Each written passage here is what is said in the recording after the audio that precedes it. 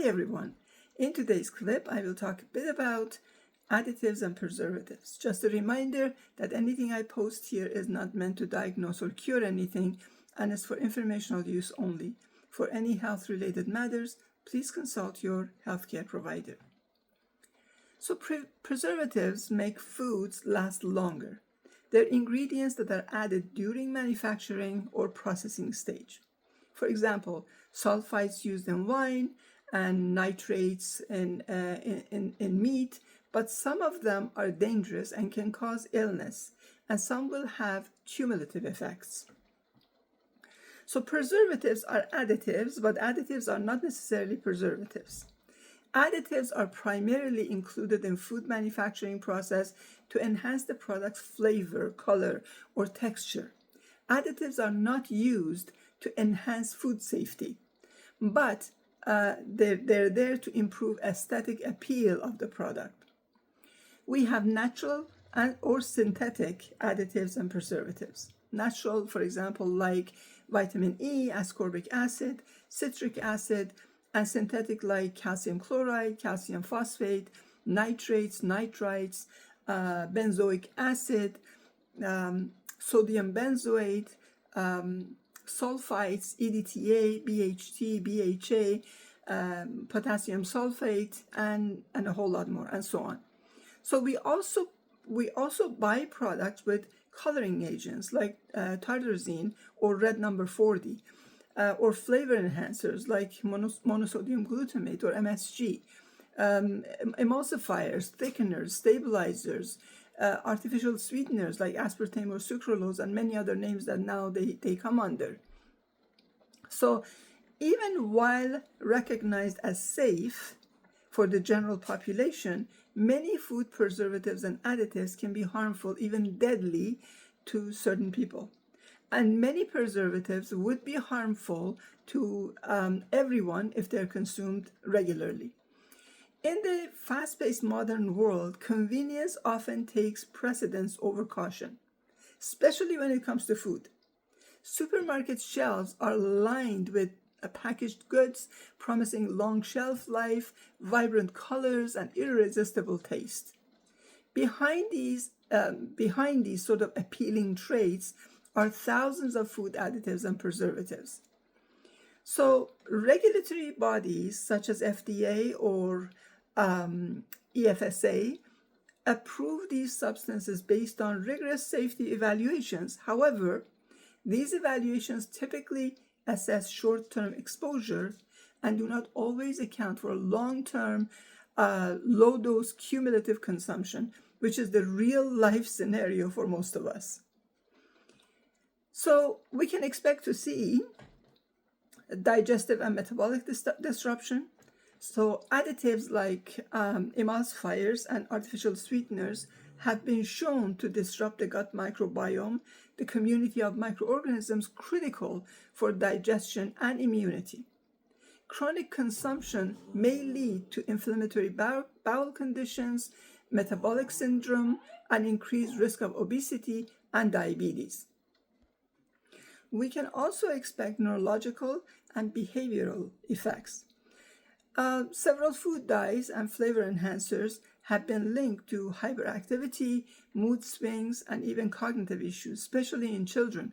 For example, some studies suggest that artificial colors like yellow number 5 and red number 40 may contribute to attention deficit hyperactivity disorder or ADHD symptoms.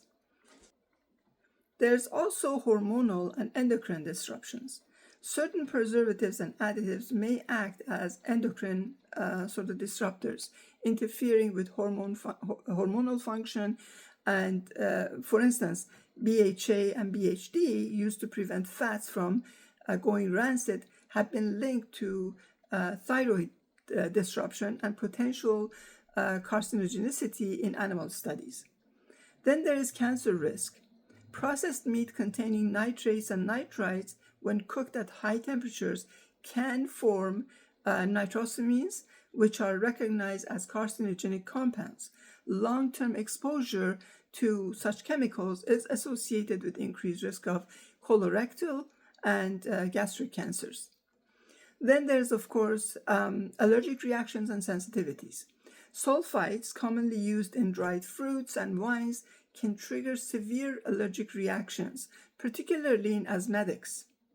Artificial colors and preservatives have been also linked or implicated in causing skin rashes, migraines, and respiratory issues in sensitive individuals.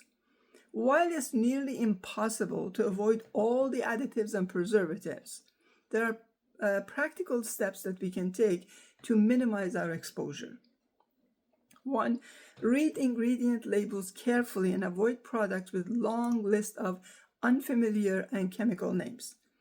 Choose whole, unprocessed foods as often as possible, and even then, ensure to thoroughly wash these products to get rid of all the chemicals that are sprayed on them, whether in the farm or later in the store, to keep them fresh. Also, try to wash vegetables that are marked as previously washed. After the washing process, the vegetables will not last long if they are not treated. So understand the word organic doesn't necessarily mean you are getting a good product, nor buying from a health food store guarantees that the item is actually healthy. Manufacturers use words to appeal to our tastes. Limit consumption of processed meats, sugary snacks, and soft drinks. Be aware of food packaging as well, because some plastics, cans, and coatings can actually leach harmful substances into the food. Now, one chemical that I have noticed that almost no one is caring for or talking about is calcium chloride. And almost 90% of all cheese in the supermarkets contain this ingredient, as well as some pickled and canned products. And I've seen it actually in a whole lot more. This is a drying agent, and consumption of this over a period of time will produce cumulative effects such as hypercalcemia, which is a condition characterized by elevated calcium levels in the blood and can cause symptoms like nausea, vomiting, and many other serious complications. It also creates gastrointestinal issues, skin and soft tissue irritation, cardiovascular problems such as effects on blood pressure, as well as it can lead to cardiac arrhythmias, and other side effects like increased thirst, confusion, weakness, bone pain, just to name a few. The other one very commonly used is in most breads are calcium propionate and potassium sorbate. Now, calcium propionate can cause side effects in some individuals, particularly children. These effects can include headaches, migraines, irritability, restlessness, poor attention, sleep disturbances, allergic reactions, which are actually hard to pinpoint, gut health disturbance, metabolic disruptions, and a whole lot more. So when I was young, we used to make our own bread. Because the bread was made in large quantities, they usually allowed the excess bread to dry out by sort of being exposed to air and sun. And then we would store them in a very clean place for future use. So when we needed bread, small amounts of water sort of was sprayed on it and on the dried bread, and we would warm it up in the oven to regain its freshness. We never use calcium propionate, right? Today, there's only probably a couple of manufacturers that have pita or any other bread without this preservative. Yet the label reads authentic on the packaging of the breads. So sometimes you also see the labels present the additives as a code, like E2O2. This code basically is referring to potassium sorbate. We have E282 for calcium propionate. We have E220 for sulfur dioxide. We have E221 for sodium sulfate, E225 for potassium sulfate, E223 for potassium metabisulfate, E224 for sulfite compounds, E316 for sodium erythrobate, and more, a whole lot more. So pay attention, please. Now, soft drinks, for example, commonly also contain several additives, including artificial sweeteners like aspartame and sucralose and many others, and preservatives like sodium benzoate and potassium sorbate.